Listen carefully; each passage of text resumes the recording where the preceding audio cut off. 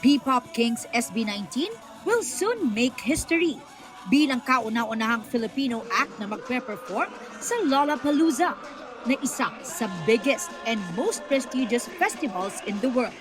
Para kay SB19 leader Pablo, surreal pa rin ang pakiramdam mula nung matanggap nila ang formal na imbitasyon at kumpirmasyon. One of our goals is to really introduce Filipino music all over the world, and to be able to perform in the biggest stages like Lollapalooza is such a dream. Si Stel teary-eyed pangaraw nang matanggap ang balita habang nasa isang convenience store sa Japan.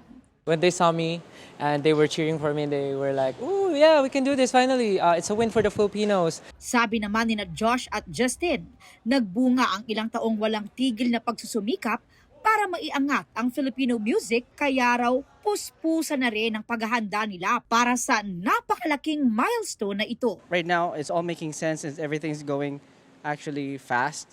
And we're very thankful that we are getting the opportunity. Hindi rin nakalimot si Ken na pasalamatan ng kanilang fans ang 18 at ang buong team na kasama nila sa kanilang music journey. We're just so thankful and very, full of gratitude in our heart. Kasama ng SB19 na magpe-perform ang iba pang artists from all around the globe sa Annual American Music Festival. Nasa Amerika na ang P-pop group na todo ensayo na para sa show. Pero higit daw sa isang world-class performance, mission din ng SB19 na dalhin sa international stage ang tunay na kwento, talento at kulturang Pilipino. Nais rin daw nilang makapagbigay ng inspirasyon. Ayos. Thank you.